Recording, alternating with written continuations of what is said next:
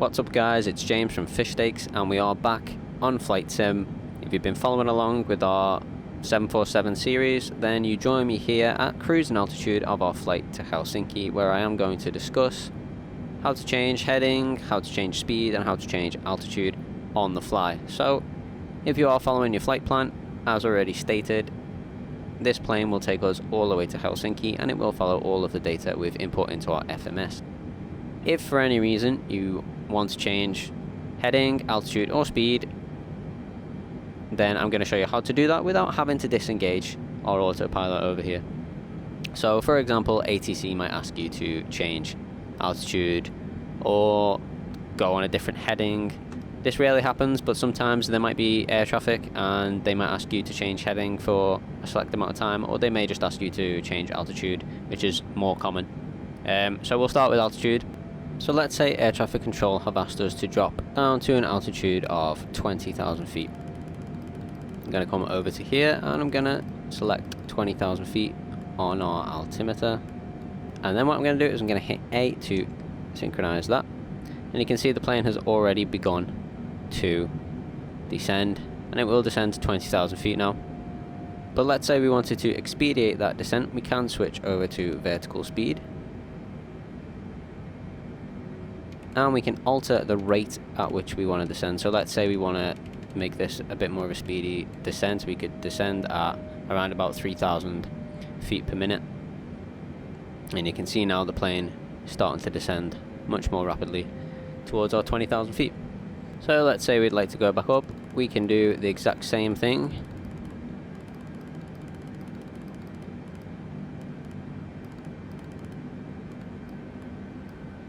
(43,000 feet) and synchronize. And if we switch this, we can actually begin to ascend the plane instead by the same type of increments. So you can see that the plane is actually now going back up. And when we're ready at any time, we can switch back over to V navigation. As you can see, our vertical speed has now disappeared, which means the plane is taking all of its vertical information from the FMS again. So let's move over to headings. Say we want to change a heading. Currently we're on LNAV mode, and the plane is taking all of its lateral navigation from the GPS. So we're going to select a heading. You can see here the dotted line. Let's say we want a heading of 0.89. We'll hit A on that, as you've just seen, and the LNAV switch has turned off. The plane is now taking its information from our heading. And the plane is beginning to bank towards that new heading we have selected. So you might need to do this if air traffic control asks you to change headings for a set amount of time. And once you're on the heading that you're happy with, you can just hit hold to hold current heading, whatever that may be. You can see the plane is starting to straighten out now because I've hit hold. So we didn't quite make it to 8.9, but the plane is holding where I've asked it to rather than on our 8.9, so we're holding on 7.1. To change that, I can come back up to heading and hit A on the heading, and it will start going towards that 8.9 again instead. So your heading hold, you can hit that whenever you want to hold whatever heading you are on, whether you're in LNAV or not. And if you do just want to go quickly back to your set route from the autopilot, you can just hit LNAV. And now, as you can see, the plane is beginning to bank to the left again and head towards our designated path. So we've covered our altitude and we've covered our headings. The only thing really left to cover now is speed.